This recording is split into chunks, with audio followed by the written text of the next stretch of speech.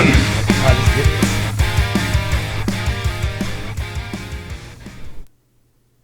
What's up, everybody? Welcome back to another episode of Devin the Bear. Let's go ahead and discuss some of the things we're going to talk about. We're going to talk about the Hall vs. Strickland card, some new UFC announced matchups and news, and along with the Lewis versus Gane fight happening this Saturday. H-Town. Yep. I'm excited. I'm super excited. It's a really exciting card. Yeah. But yeah, like you said, let's start with Uriah Hall and Sean Strickland. What were you going to say? Yeah. No, you're good. I didn't want to cut you off. What's it called?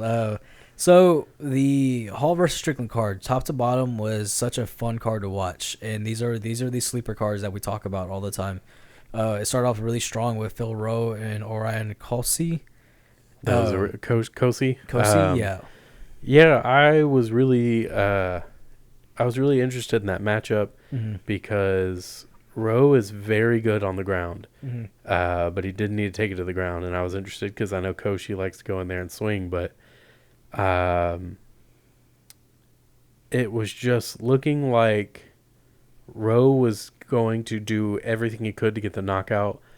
Kosey was looking like he was going to throw everything he could to get the knockout, but Rowe just wasn't going to let it happen. Yeah. And he ended up taking care of him on the feet, and I was very surprised with that. Yeah. It was very back and forth first round, but then that second round came, and, we saw that cup check from Phil Rowe. And then Kosey just came out with fucking guns blazing. He was mad after that. And then he actually ended up paying for coming out so aggressive, though. Rowe just ended up picking him apart from the outside and hurt him really, really bad. And it was just a great performance by both guys. But Phil Rowe, man, he showed he wanted that win a lot more. Those guys are throwing heavy fucking leather.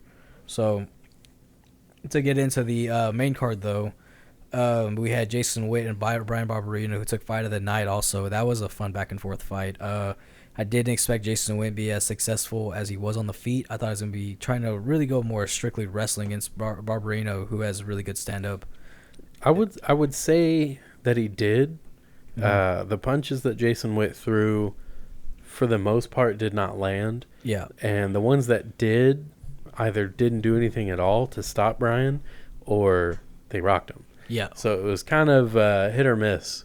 Quite literally with Jason Witt's punches, but other than that, it was definitely his wrestling that kept Brian Barberena on his toes. But man, Brian had Jason hurt several times. Yeah, that was a brutal fight. Very fast paced the whole time. That was another very exciting fight. I feel like it went about how I expected. Right. You have a guy like Jason Witt who's got such a high wrestling caliber. Barberena's really good, but he's shown that he can get taken down and controlled. And whenever Jason Witt needed to do that, he did it. So he got the win that way, but it was still an exciting fight. For sure. It's cool to see that. I've always been a fan of Barberino. He's some of his fights have always been my favorites. Even his losses have always been some of my favorite performances because he just goes out there and just wants to fight. And even though sometimes he gets a little ahead of himself when he does it, it was all around good. And so I'm sure that's going to say something about Jason Witt's toughness and his durability just to be able to go all 3 rounds with a guy like Barberino who's going for the finisher is going to get finished. So the next fight was a featherweight bout with Malik Milsik Bagdasarian.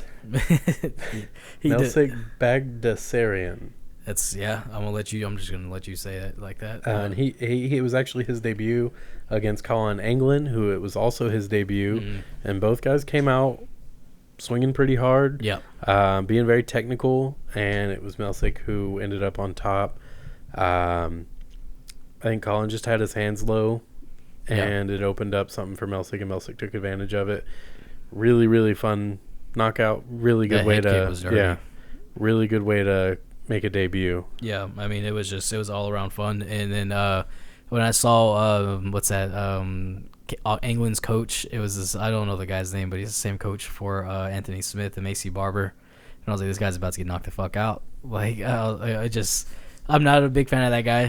Their coach, Colin Anglin, he put on a great fight. He came in looking fucking ready, but I don't know. That coach has always just left a really bad taste in my mouth for how he just makes their fighter to go out on their shield when they're obviously not in the fight anymore. They're too out of it. But yeah, man, it was just a picture perfect head kick right behind the ear and just threw it right through the guard pretty much. And so, like I said, really couldn't ask for a better debut than that. Speaking of head kicks, you have Cheyenne Bays and her fight against Gloria De Paula. That fight was over a lot faster than I expected it to be. You had Cheyenne Bays throw a head kick to Gloria De Paula as she was standing up from an exchange, and just barely missed the mark from being an illegal head kick. But she threw it hard and thought she was going to get the walk-off knockout. But Mark Smith didn't call it yet, so she ran over there. And as she started throwing punches, Mark Smith looked over to his corner. What did he say? He looked at her. what was that girl's name? Gloria De Paula? Yeah, he looked at Gloria De Paula's corner, and they're like, that's illegal. And he's waving his finger. Like, no, it's not. Yeah. No, it's not. And so he missed the 5 or 6 strikes that were landing to near unconscious De Paula. But as soon as he looked over, he stopped it, and it was good. Cheyenne Bays got the $50,000 bonus. Yep. And eventually she started crying whenever she found out. Yeah. And was saying how she was negative in her bank account. So that really made all the difference to her. And it was cool to see that because for sure, a lot of these people ask for the big bonuses, but it's cool to see someone who needs it. Yeah. Genuinely needs it. She went out there and showed that, hey, I'm here for that fucking bonus. And it was just, when I saw it, I've never understood why fighters don't do that more. But also, I don't think fighters really put themselves in that position as much as, they know it as, hey, I'm getting up, I need to put my fucking hands up because they might rush in. And but Cheyenne Bays, she had a lot to prove, in my opinion, coming into this fight. Because with her last fight with Montserrat, she, even before the fight, was like, she's going to try to put me in a headlock. I'm not going to let that happen. And that's exactly what happened the entire fight. 15 minutes. And I'm still always annoyed that they never stood that fight up. That was it was pretty bad. I understand it's a dominant position, but it's also at a stalemate. She's not doing anything with it. Yeah. And, but yeah, good for Cheyenne Bays. JP, her husband, has a lot to live up to now after that one, though. So, yeah, it's going to be fun in that household when he's not doing so well. I'd be talking fucking shit. She's gonna be living on top of the world now. I'd be over here just like, I'm the fucking breadwinner of this household. Like, what do you mean? But yeah, she talked about how she was in debt for $15,000 negative in her bank account, like you said, and just went out there and just probably one of the best women's finishes I've seen in a while because it was so unexpected. It was just brutal, and it was, I don't know, it was just nice, man. So. And then that brings us to the main event. Sean Strickland defeating Uriah Hall by decision. Go ahead. So real quick, I also did want to touch up on that Jared Gooden knockout. Oh, yeah. Yeah, that happened really quick in the first round. Stoltz? Yeah. Just, I don't know, just Jared Gooden just looked fucking just powerful with that punch. Just stiff, knocked him out. But, yeah, I just wanted to just touch up on that real quick. Yeah, I think I walked to the kitchen and came back and it was over. You just drop your bowl of soup. Like, what the fuck? But yeah, like you said, the main event, Sean Strickland defeated Uriah Hall by a very dominant decision. Yeah. I definitely wanted more from Uriah Hall in that fight. And he just didn't get it. He didn't get anything. I don't even think that there were glimpses of Uriah Hall in that fight. No. So it was a fun fight to watch if you're a Sean Strickland fan because he looked very good. His boxing was very good, on point. When he needed to wrestle, he did it. And when he needed to get Uriah Hall down, he got him down whenever he needed. So it worked. And he got him the win. But I really wish that Uriah Hall would have made it more of a fight. Not that I wanted Sean Strickland to lose. Just I wanted it to be a fun fight. And it was a fun fight for Sean Strickland fans. Yeah, strictly Sean Strickland fans. That's a tongue twister, fucking dude. Like we talked about before, though. When it comes to Uriah Hall, it's like you never know what Uriah Hall you're gonna get. Yeah. And this was kind of the story of the fight. The second that he lost the momentum and he lost it pretty quick into I want to say the first round was when the tide started to turn. He just couldn't keep that pace. He couldn't come back from it. His eye started swelling pretty early on, and I think it was giving him vision issues. But it's like. Yeah, it's a fight. Yeah, you're gonna get hit, and you're letting yourself get hit a lot. So, yeah, that's what Sean Strickland said. He thinks he broke his orbital with one of the first couple punches. Because I wouldn't be surprised. He said he's broke his orbital before, and he said you just blink a lot. It feels like something's in your eye when it happens because it's literally just the bone is broken. Yeah, and but yeah, man, Sean Strickland looked good. He's a fucking dog, dude. Yep. He gets in there. He he's not the most prettiest striker. He's not the best wrestler or anything, but he just goes in there and he wants to fight. And the dude openly said he wants to fucking kill somebody in the cage. Yeah, he said one of my biggest dreams is that I kill someone in the cage. Yeah. And I was like, oh, yeah, okay. And then he followed that with saying, I don't think the UFC wants me to be champion. And so that dude's a trip. Yeah, there was no talking during the fight this time. Yeah. And I think that just goes to show that even though Sean Strickland is a dog and he's in there to fight, he knows when he needs to focus, though. Because you can't sleep on your eye hole, even if you think he's already wilted and he's done. Yeah. He'll still show up and he can still get that knockout whenever. Force, yeah. So Sean Strickland did a very good job of staying focused, keeping his jab going. Like I said, at no point in that fight was there a glimpse of your eye hole. So good job for Sean Strickland. Got the win. Did you hear Sean Strickland say why he has such a strong jab? No. Nope. He said in the post-fight press conference, he was like, "Yeah, I have a strong jab, dude. I fucking jack off like twice a day." Yep. Okay. Yeah. I did hear him say that. And he was like, and then he picks his arm up and flexes his bicep after that. He's like, "Yeah, you gotta use it before you lose it, man. I keep my fucking left arm ready to go." And I was like, that dude's he's just a trip, dude. He talked about if he wasn't a UFC fighter, he would probably be in prison for cooking meth in a trailer. Yeah.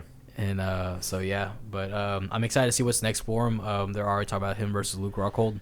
That's already been set. Yeah. We can start talking a little bit of matchups if let's go ahead and get right into that. There's a lot that have been made. There's a lot of great things happening. Also, breaking news broke is that Nico Montano, the first ever women's UFC strawweight champion, has been officially cut from the UFC after missing weight last Friday by 7 pounds. Yep. And like we kind of talked about, it was time to come. She could never make weight. Even at 125, she struggled to make the weight. Every time. So yeah. It happens. But anyway, the Sean Strickland Luke Rockhold fight is set for UFC 268 on November 6th. I think that's fun. Card too. That's Luke Rockhold's first fight coming back out of retirement. I think he's got his work cut out for him with Sean Strickland. But another really fun matchup that's been made is Alexander Volkov and Marcin Tybura. Mm-hmm. I think that one makes sense. I think that's very good. Yeah. Tybura moving up. Volkov has something to prove because he's been moving down. So I think that's a really fun one. You said Marcin Tybura and Alexander Volkov? Yeah. Yeah, okay. Just make sure I heard you right. And but yeah, 268, dude. They have Usman versus Covington too on that card. Rockhold versus Strickland. They're trying to get Gaethje versus Chandler on that card as well. But Chandler's saying that he might not be vaccinated by November 6th. So that fight might not happen in New York as much as they wanted to. Oh, it's going to be in New York. Yeah, and New York is doing mandatory vaccination. They're a lot more strict. They're very, very strict on it. And which is kind of weird that he said he won't be vaccinated by then because the vaccination is only 28 days from your first to your second one. I guess also with weight cutting and just all those issues you don't want to miss out on the fight with. Yeah. So, but yeah, it was like we talked about some combat sports related matchups have been made. MMA fighter Anthony Taylor is taking on Tommy Fury. Tommy Fury is Tyson Fury's half brother. So that's gonna be a really fun, exciting fight. That dude. Will that make him the Gypsy Prince? I guess so. Yeah. The dude's the Gypsy Bastard. The Gypsy Bastard. Yeah, I mean he is his half brother. It's also I know. I had no idea he had a brother that boxed until I saw this was announced. And the dude's fucking jacked. Have you seen him? He's yoked, dude. Yeah. Nothing. Yeah, you couldn't even tell that they're brothers. One of the matchups I'm excited for is Cody Garbrandt and Kai Kara France. So it's going to be Cody Garbrandt is moving down to flyweight to fight Kai Kara France, and I think that's exciting. Yeah. Cody Garbrandt, I think he's going to show that he's kind of a natural flyweight. He said he walks for like when he goes into the fight, the fight day when at bantamweight he walks around between like 138 and 142. Yeah. So he's not killing himself at all for that cut. So I think last time he tried to experiment with the flyweight weight class, he ended up catching COVID and it kept him out for about a year after that. So I'm excited to see what happens with that. But Kai Kara France comes to the fight, dude. Yeah, it's going to be a fun one because Cody doesn't let up either. Even in his fight against Rob Font, he was there the whole time. He just never had a chance to get it going. But another fun fight, Paulo Costa, Marvin Vettori, October 23rd. I think that one's going to be really fun. Mm-hmm. I'm hoping that Marvin Vettori, this matchup brings out the Marvin Vettori that everybody learned to like. Yeah. Because his fights, his last few fights, he's done almost nothing. Mm-hmm. He looked great with his wrestling in his last two before Adesanya, but,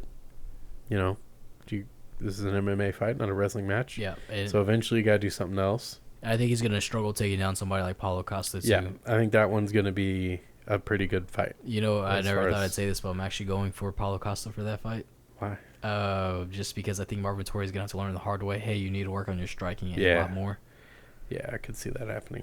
That's absolutely a good point. Another fight is Julian Marquez fighting Jordan Wright. I think that one's going to be a fun one. That one's also going to be one that I imagine is going to stay on the feet and be very exciting. I don't think that... I want to say that Jordan Wright's not ready for someone like Julian Marquez, but Jordan Wright looks good in his fights, so we'll see. Oh, and the Canelo Alvarez and Caleb Plant fight it's been postponed. Postponed? Yeah, I'm not sure what happened, but I saw that was postponed, though. And then Joanne Calderwood has an opponent with Alexa Gracio. Yeah. So that's going to be a very fun fight. With Joanne, I think that she needs this win to prove that she needs to stay in the...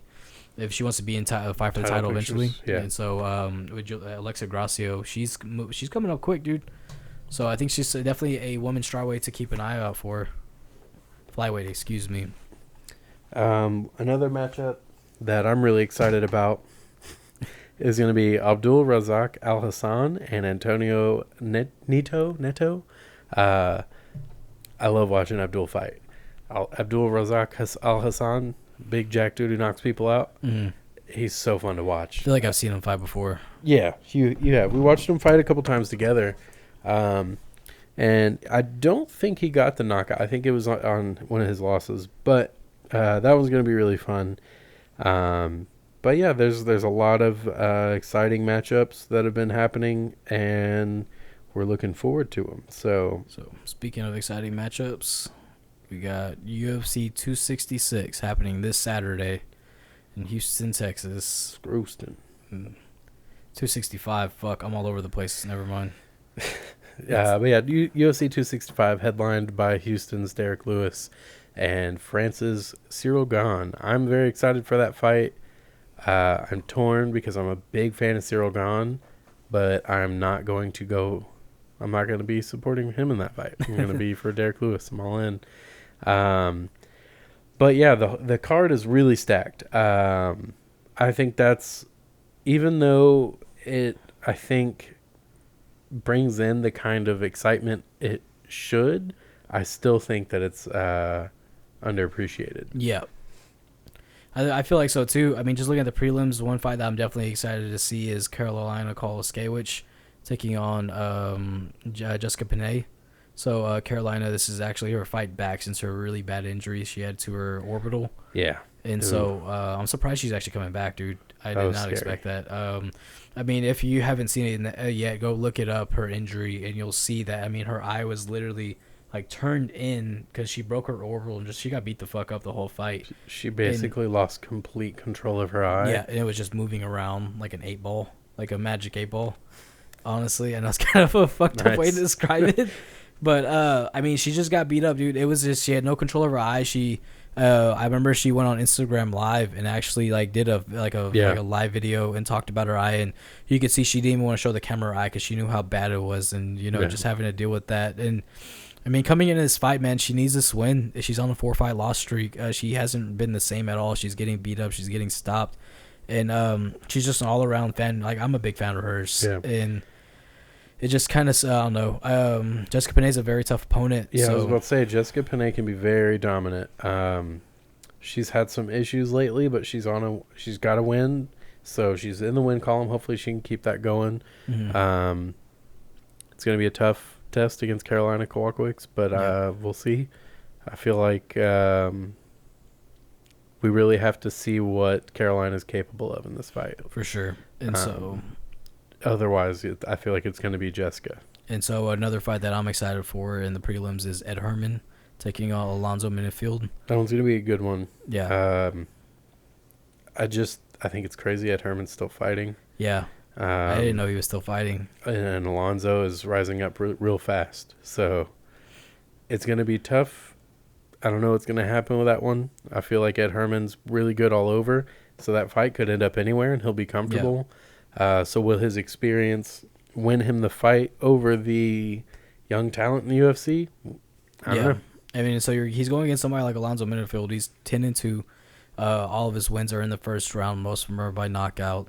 Well, the one thing we have seen, though, is he doesn't have the best gas tank. He gets tired. And somebody like Ed Herman, who's such a veteran of the game, has been in the UFC for a very, very long time. It's just the question back when Tough was good. Yeah. I mean, that's where we first saw him. We saw Ed short fuse Herman, and it's just gonna be more of a story of because I think in every physical aspect, I feel like Alonzo has all of the what am I trying to say? All of the advantages when it comes to like the speed, the power, and all that, and athleticism. But Ed Herman has the experience. Yeah. I think when it comes to the ground, Alonso's not bad on the ground by any means. No. But I think Ed Herman is better on the ground. Yeah. And again, I do think that comes from experience, though. Mm-hmm. So, yeah, all the physical advantages go to Alonso, but experience is such a huge X factor in fights. Yeah. And you see it time and time again. So I wouldn't be surprised if Ed Herman can pull off the win. But I think I'm going to go with Alonzo Minifield. I feel like so, too. I think Alonso's about to... He's just so good. Yeah, I think he's really, really good. I think he's about to show why he's a force to be reckoned with still, even after his couple losses. But so the headline of the preliminary card is Bobby Green. I'm a big fan of his, taking on Rafael Fiziev. He's good. Yeah. He's fun to watch. I like Bobby Green, but I do not think he's going to win this fight. I don't think so either. Because I think he's going to get knocked out. I have seen Fiziev fight before when he fought Renato Moicano. Yeah. Yeah, I forgot about that. Renato was winning that fucking fight. And what's his name? Out of nowhere, he just knocks him out after Renato was doing very, very well. I feel like Bobby Green can look good, but I don't think that he's gonna win. No, but like it's just Bobby Green. He's just for me, he's just a fan favorite. He likes to go in there. He likes to fight. Fun. He's a very active fighter as well. He fought a lot. He was almost. I think he was one of the 3 fighters that was on a 5-fight. Heading towards a 5-fight win streak in 2020. It was him, Kevin Holland, and I forgot who the other person was, but he tied somebody else for 4th that year, 2020. I mean, just imagine that the year of the pandemic, the whole world shut down. This guy is still that fucking active. And Bobby Green's been in the UFC for a minute. He was one of the first guys that fought Dustin Poirier on his rise at lightweight. So just to kind of give you an idea how long he's been fighting. I remember watching him in Bully Beatdown. Yeah. I didn't realize he was in Bully Beatdown. That's cool. Yeah, that's it called. One of the things I like about Bobby Green as well is he's one of the Strikeforce guys. Yeah. Yeah, I do remember him in Strikeforce. I remember him and Tyron Woodley in Strikeforce. That was always good. Yeah. Watching those 2 guys talk. And so it's pretty cool to see that. But I think Fiziev is gonna take that by decision though. I don't think he finishes him, but I think he gets a knockout. You think so? Yeah. I don't know, man. I really don't. I don't think he's able to knock him out. But Bobby Green, I mean, I don't sleep on him though. You know, he's all around. He's became more of a complete fighter, but he is getting a little older now. So. But that brings us to the main card. The first fight is going to be Song Yadong and Casey Kenny. That one has the potential to be very good. I am absolutely pulling for Song Yadong, though. Yeah. I could see him taking it. I think with Casey Kenny's last fight against Dominic Cruz, he's a little too flat-footed. Yeah. Especially for being at 135. I remember hearing about Casey Kenny back when he fought for Legacy fighting. And he was the champion right there, and he got pulled up. If he wasn't the champion, I know he got pulled up to the UFC when he was supposed to be fighting for the championship. So he was coming up with Adrian Yanez. I remember that's around the time that he was fighting in Legacy before he got pulled to the UFC. But he's another great fighter, man. But I think Song has the just the better attributes just to pull off the win. Casey Kenny's very heavy-handed. Yeah. He fucking just throws down. He's fun. Yeah, and so Song. But when it comes down to it, I think Song is just more like, no, I'm here to win. I'm not here to just to fight him. You know. Yeah. it's going to be a really good matchup. But again, I got Song in that fight.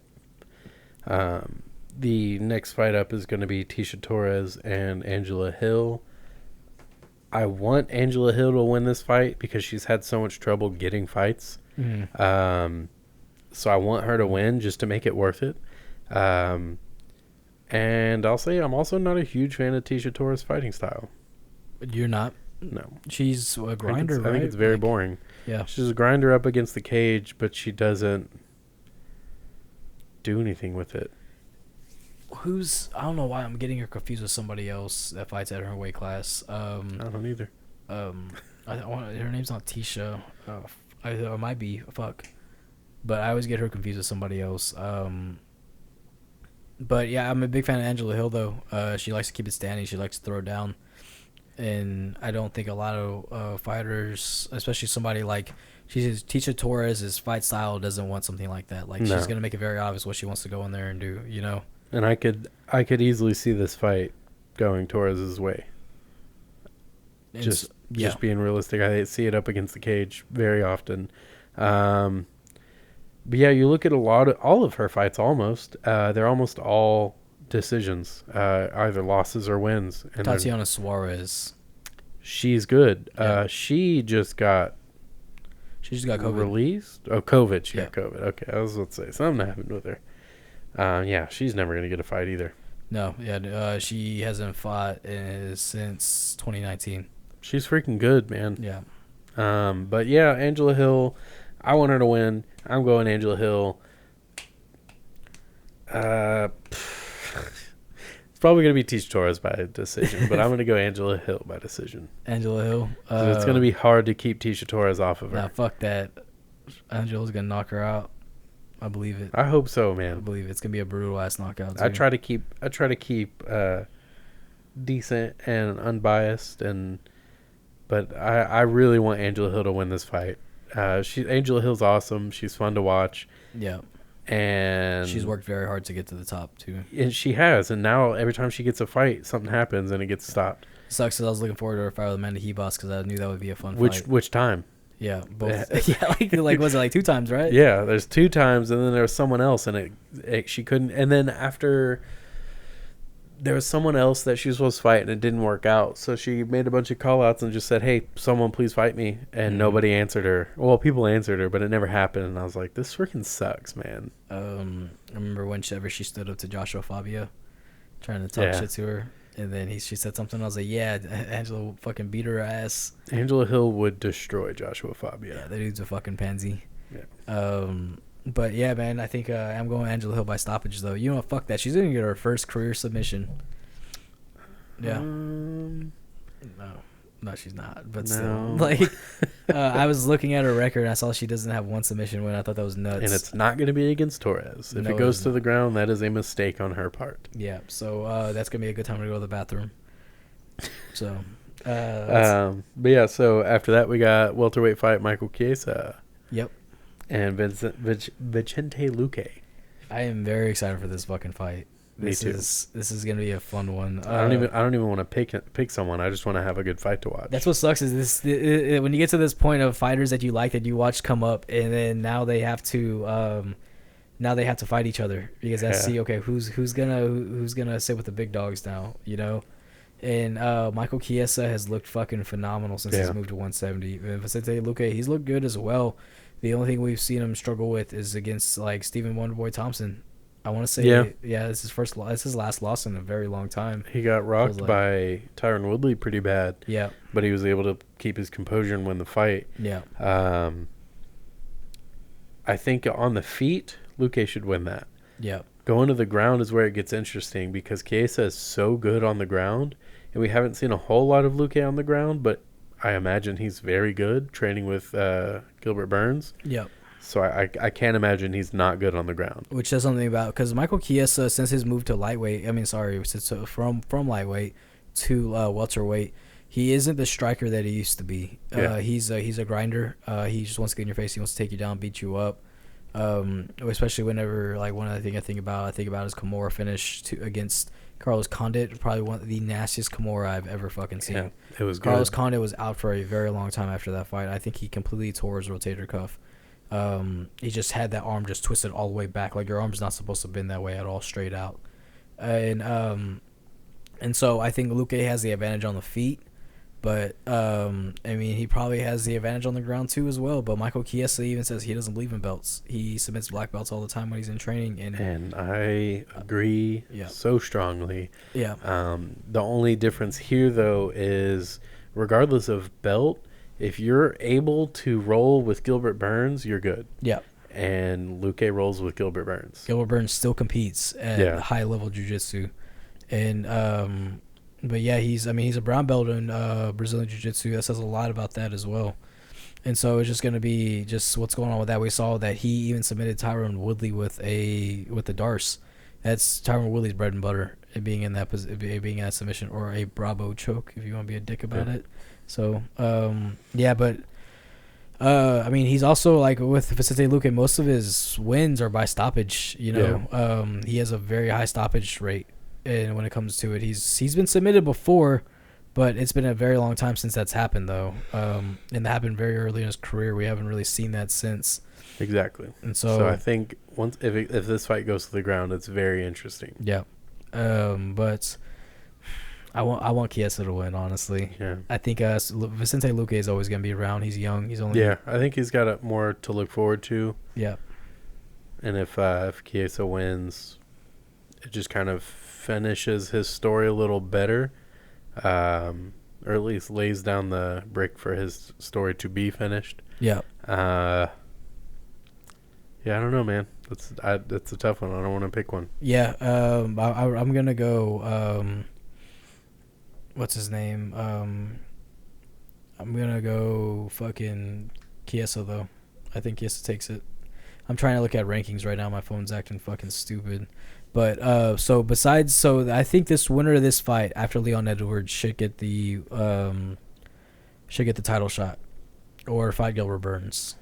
You have 5 and 6. Chiesa is 5 and Luque is 6. Covington and Usman's fight is in November, right? Yep. So you have November, and then you have Chiesa and Luque fighting tonight. You have Edwards, and then you have Burns. A matchup has to be made somewhere in there, because you can't wait until November and then wait even more for Edwards to fight again. Somewhere in there has to be a matchup, and it's probably going to be the winner of Luque and Chiesa fights Burns. No, they wouldn't do that. Yeah, Luque and Burns wouldn't fight each other. This is the downside whenever you're at the top level, though. You know, and people will talk about it is whenever you're at the top level and your friends in the same, your training partner and your friends in the same weight class. It's just a matter of who wants it more. People disagree with it. I don't train at a gym to have an opinion on that situation, but like, I have an opinion on it, but to say like fully what somebody should do, you know. But I mean, dude, if you want to be the best in the world, man, fuck it. Like, fuck friends. It's not. You can't share that title. You got to fight somebody. Yeah, I don't see why it even has to be that aggressive. You know exactly what you're doing when you train with each other. I know Brazilians are very strict about that. They won't fight each other. They won't, and that's why I'm saying that won't happen. So I feel like, are they really going to wait that long to give Edwards a title shot? Is Edwards really going to go that long being inactive to get a title shot? I know he probably is like, I'm used to it. Yeah. But, man, fight Burns. Fight the winner of Chiesa Luque. Him and Burns would be a good fight. Him and Thompson, maybe. Why would you fight Thompson? Just because he's still ranked in the top 4. And so, but yeah, him and Burns would be a really good fight. I feel like that fight makes sense. But the way that the UFC's kind of pushing, or I guess just people are pushing for, what's his name, is Edwards and Masvidal. While Edwards has to wait. I don't like that fight. I don't think Masvidal should be so relevant right now. I don't think he's as relevant, though. Anytime I ever see anything, people pushing for him to fight Edwards, I don't think he should be that relevant. Well, I think what people are pushing for more is like, okay, like Edwards kind of deserves to get his back, like, you know. Yeah, he should. Yeah. But I don't know. What if he loses? I don't think he does. Then none of it meant anything. Yeah, I don't think he loses. I think that he is. Jorge Masvidal's best chance is doing what Nate Diaz did. But let's be real, Jorge Masvidal is not going to be able to do that to Leon Edwards. You know? I mean, it's not about let's be real. Anything can happen. Yeah. I mean, it happened. Yeah. Nate Diaz did it. Yeah. But it's Nate Diaz, so it didn't matter. So anything can happen. If he loses, it was all for nothing. Yeah, I think 9 times out of 10, though, Leon Edwards beats Jorge Masvidal. But that doesn't matter, though. Yeah. That's such a huge risk. And Masvidal can knock anyone out at any given moment, especially with how long fights that Leon Edwards has. There's so much to watch. There's so much to learn, and that's what Masvidal and his team do really well with. Yeah. So I would be worried. I don't know. If I was Edwards, I wouldn't do that. If I was Edwards, I would, though. I mean, he's at a point in his career. The UFC doesn't want to push him. People really don't talk about him. The only time they talk about it is because of that one punch that landed on him from his last fight. I mean, he has a lot to gain if he beats Masvidal. If he beats him, but he has a whole lot more to lose. Yeah. That's just it's a really high risk, and the reward is. I know. People are talking about Leon wants it. I'm sure he does. Yeah. He's been talking shit to him. I'm sure he does. I don't know if he takes it. But if he takes it and then gets the title, and then wins it, and then he fights Masvidal, that's just another meaningless title shot for Masvidal. So yeah, well, he wouldn't get a third. No, that's what I'm saying. He wouldn't, because there's no reason for it. Yeah, but it happens before. I want to see Edwards fight Masvidal, just for the fact that it's going to help his brand, and I think he beats Masvidal 100%. And if he loses it. If he loses it, if he fights and if they fight and he loses it, I'm gonna shove that in your face. So go ahead, man. I'm gonna look at you like it's MMA. Anything can happen. Oh, you. Yeah, you like that, right? I'm gonna go Chiesa by. Oh right. Yeah, let's get back to the card. I completely fucking forgot because I don't know. I really want that fight to happen. But I think Chiesa takes it. I think it's his time. I think he knows that this is what he has to do. Sensei Luque, if he wins, though, I won't be upset if Sensei Luque wins, but I've always been a fan of Michael Chiesa. I followed him since The Ultimate Fighter when they documented about his dad passing away. I'm pretty sure his mom is going to have tickets to her, but yeah. He's going to have to what? His mom's going to have tickets. Oh. Yeah, and so he's going to kill me if he ever hears that. Good thing Kevin Lee's not there. Yeah, and what's it called? His fight is this month against Sean Brady. Oh, that's this month? Nice. Yeah, August 28th. I kind of forgot because I thought it wasn't happening anymore. Nah, it's still happening. I guess Kevin Lee just needed more time to readjust to cutting weight. I hope Sean Brady mows through him. I'm not a huge Kevin Lee fan. I was kind of... Sorry, but he's surprisingly a great guy. Yeah. Apparently. I've heard that too. I actually watched his a while back when Joe Rogan came out with his episode with interviewing Kevin Lee. That's the Kevin Lee that he needs to be. That he's a very likable guy, but when he gets in front of the camera, he puts on this show and shit. And he's a scumbag. And it's just like, dude, like, you don't have to be that fucking guy to be liked. Like, if you want to talk some shit, that's cool, but don't steal other people's material to talk a little bit of shit. Don't do that. Don't start talking about people's families and their dead dads and their moms. Like, dude. Oh, Khabib commented on that. He did? Fucking TMZ, out of all fucking people, of course, they hounded him down, and Khabib's crew, they knew what they were about to ask him, so they were like, Khabib, let's go inside. Khabib, let's go inside the hotel. And Khabib was like, no, like I'm gonna fucking answer their questions. And so they were like, after that's when Ali Abdelaziz was like, no, go inside, like pushing him in. So they yell out, what did you think about his comments on your dad? And then he was like, terrible.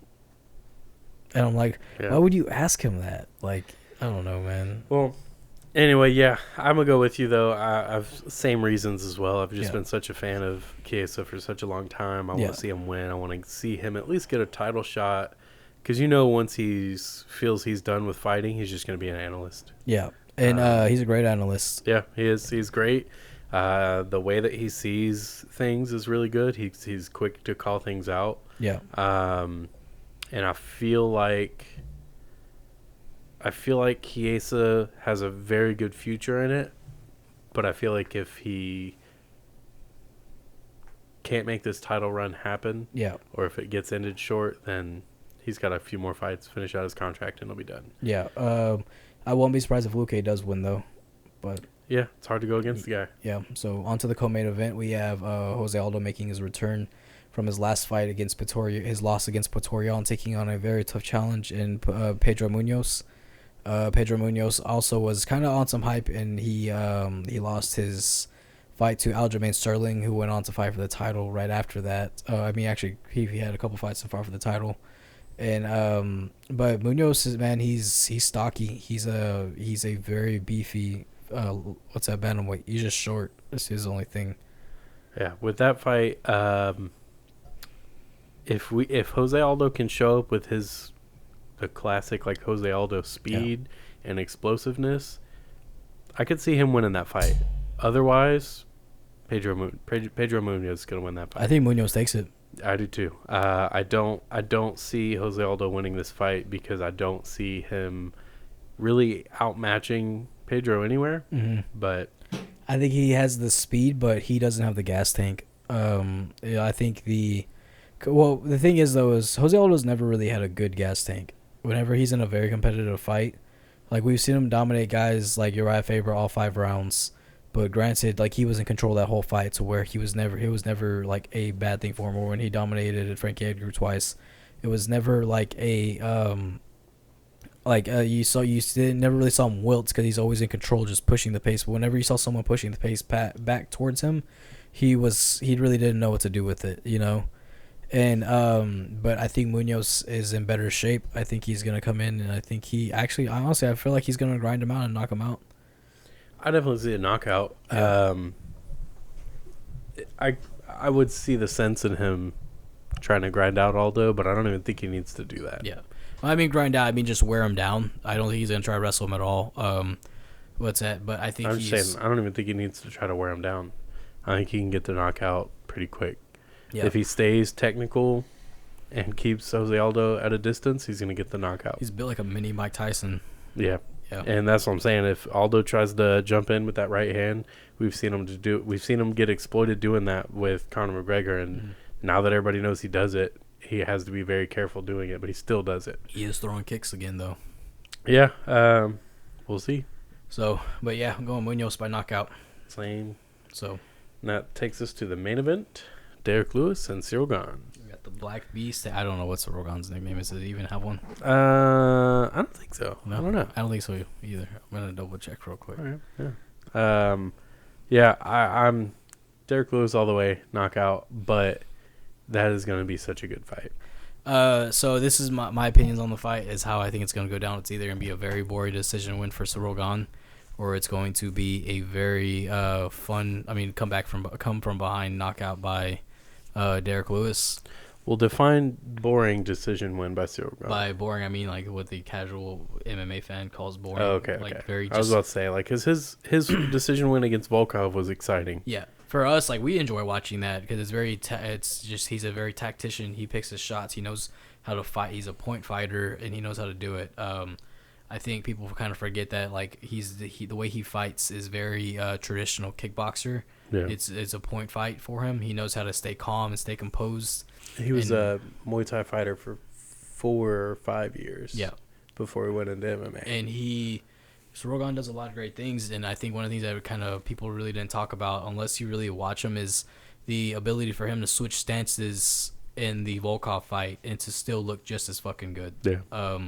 He definitely has the. I don't think he has a strength advantage when it comes to Derrick Lewis. No. Yeah, no. And it's hard. It's weird to say because you look at the fucking guys, but you know, advantages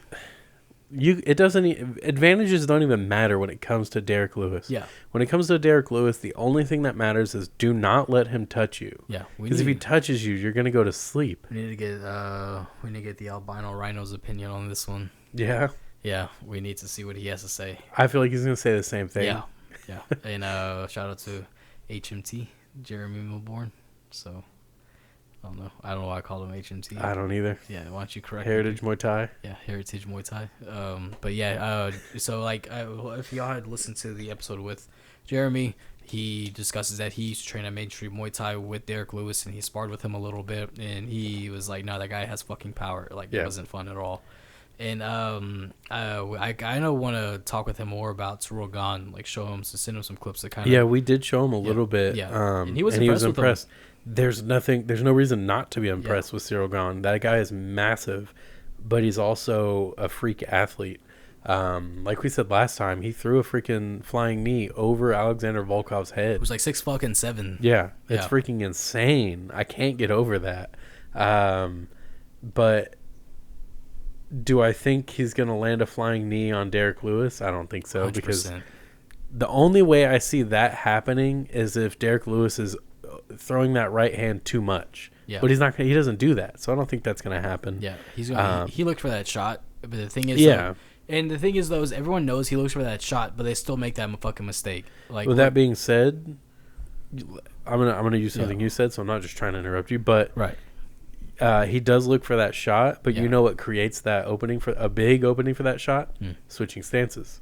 Mm-hmm. If Cyril Gane switches to a southpaw stance, that shot is wide open. Wide open for that right hand.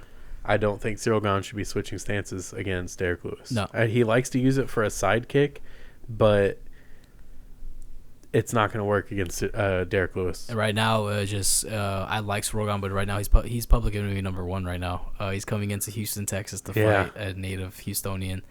I also got my French roots, man. Yeah, man. Irish, French, and German. He's gonna fold him like a French fry. Yeah. And so he's but just that's the thing about Derrick Lewis is just like what's Cyril Gane gonna do? Take him down? And I think he can hold him down. I think if it up against the fence, yes. On the ground, I don't know, man. He just gets up. Exactly. He's a fucking specimen. He's fucking built different. Like, how do you hold someone down who literally zero technique, puts his hands on the floor and just stands up? He is that guy, like 100%. He stands up like Tio on work and construction. Yeah. Like he's like, all right, like whenever you gotta ask your dad for a ride to your friend's house and he gets off of the couch, just like, all right, like that's how he fucking gets up. Like it's so funny watching it, and but you know exactly what I'm talking about, right? Yeah, because it's very accurate. Yeah, but it works every single time. Yeah, even against someone like Roy Nelson. Yeah, Roy Nelson couldn't hold him down. He fucking just like grabs Roy Nelson by the throat and just stands up. And then he fucking rocks this shit out of Roy Nelson. His arms like fly up in the air. But yeah, man, it's just gonna be the battle. I think it's gonna be the battle of what can Derrick Lewis or when he can land that punch. Yeah. Because I think if he lands that fucking punch, that's gonna be it, and he's gonna jump all over it, and Cyril Gane's gonna know it, and so that's why I think Cyril Gane is just gonna have to. It's gonna be hard because I don't think he's gonna win any fans off this fight. Yeah, if he wins, definitely not. Dana White's going to be really upset after this one if Cyril Gane wins because he's going to be like, fuck, like, that was boring. I don't want him to fight Ngannou who's going to make that one a boring fight, too. Yeah. But that being said, though, sometimes whenever you're going to be too technical, you become timid. And you can't be timid with a guy like... he has the composure to not be timid. Yeah, you know? I was gonna say I don't peg Cyril Gane as someone who's gonna be very timid. He's been in there and he's been hit by some of the heaviest hitters, whether it was Muay Thai or MMA. So it's Derrick Lewis. Yeah, Derrick Lewis is something else. Yeah, like that's what my favorite. Like that's what like. It's the perfect fucking rebuttal to any like. But like, it's Derrick Lewis. Exactly. Like, but it's Derrick Lewis because like you see, okay, like the fucking. I couldn't stop laughing after like we talked about the Curtis Blades fight is because Curtis Blades is the better fighter. Yep, all around. He is the better fighter. He was winning that fight, doing fucking great, looked phenomenal. Gets hit once, fucking brings back planking, and then he's fucking and then next you know everyone's talking about Derrick Lewis and it's Herb Dean's fault. Like the running game. Dude, like but it's just one of my favorites is whenever someone gets starched like that, and then everyone's like, "You want to see a dead body?" Fucking, dude. Oh man, what was I gonna say? It's the trump card is in every argument for any heavyweight fight it's Derrick fucking Lewis. And that being said, I want to say that Cyril Gane takes it by decision. I don't think he's able to finish Derrick Lewis, but real fucking realistically, like I said, it's Derrick Lewis. Yeah, but you said that. Cyril Gane's going to win by decision. I said... Is that your pick? No. Probably on a verdict it will be, but... So that's your pick? No, but not on the podcast it's not. But I mean, he basically just said it is. What are you talking about, dude? We'll edit that out. Just don't say they don't know my username. It's okay. You know what? Fuck it. I'll put my username down there. Maybe the fans will, maybe the people who listen in will get excited and follow us and fucking like our 2 listeners will be like, hey, let's fucking get on Verdict. We should have mentioned that shit to David when he was here. Oh yeah. I bet David would have liked it. I think actually I'll message him about it and just be like, hey man, check it out. I think you'd really like it. And before we hop off here though, a quick shout out to David Tranwin, the one that we had on our guest that we had on our last episode. If y'all haven't listened to that one, definitely go listen to his story. The plan is to have him on again so he can talk more and we can kind of break things down and have him talk about certain things so that we can get more of his ideas and more of his opinions and experiences. So much to talk about. For sure. His story alone it's definitely something to listen to. It's inspiring to some. It's respected by very many. He's just an all around good guy. Just talking to him. I feel like a lot of Houston or general like inner city guys or people can really relate to him. Dude, sitting here like talking to him, I was like, dude, like fuck, like I'm in this position you're talking about. Like it was just, it's kind of weird like hearing him talk about it, and like he talks about like how well he's like how he finally did what he wanted to do, and it's like that's inspiring. It was super cool. So make sure to go give that one a listen. Final calls for Derrick Lewis and Cyril Gane. 9 3/4. What? I don't know. Harry Potter reference? Yeah, I'm just gonna throw that in there. I'm gonna go Derrick Lewis by 4th round knockout. We'll go Derrick Lewis 2nd round knockout. Let's do it. You want to know my favorite shit is? He don't want to go 25 minutes. What's that? The fuck no, he doesn't. And he knows he's going to if he doesn't go knock him out. Like, man, I don't want to fucking go 25 minutes of this goddamn humidity. Chase this French fry around the whole ring. Dude, my favorite shit has been going onto any posts like ESPN has posted or like UFC. And it's like, dude, like Cyril Gane is a former Muay Thai fighter, phenomenal striker, this and that. Like naming all the things he's good at. Like he's gonna go in there and pick Derrick apart, and then like my pick is Derrick Lewis 5th round knockout, because everyone just knows like he just has that type of fucking that power. Yeah. Like that shit I told you from like I told you that one time like from Pain and Gain when The Rock knocks out Tony Shalhoub. He's like, God grants me the power to knock people the fuck out. Like, Tony Shalhoub? Why did he knock out Tony Shalhoub? Monk? Yeah. Well, I don't know, dude. I think like the guy from Spy Kids. Yeah, he was the bad guy in Spy Kids though. So, but never he became a helpful guy. Did he? I don't remember. I know Floop did.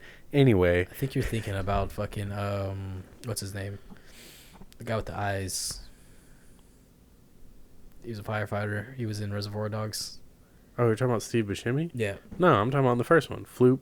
Mm-hmm. Floop and Tony Shalhoub. Which is Ruben something. Anyway, doesn't matter. That's our picks for UFC 265. Let us know what y'all think in the comments. Yeah, let us know your picks. Comment something. Thank you. For the love of God, please. Thank you, Esvin and Javi and David for leaving comments on our YouTube videos. Thank you guys so much. And 4 times as funky. Give us your predictions, man. Yeah, where the hell have you been? Yeah, I'm going to find He doesn't listen anymore. Yeah. He probably does. I hope he does. We'll see.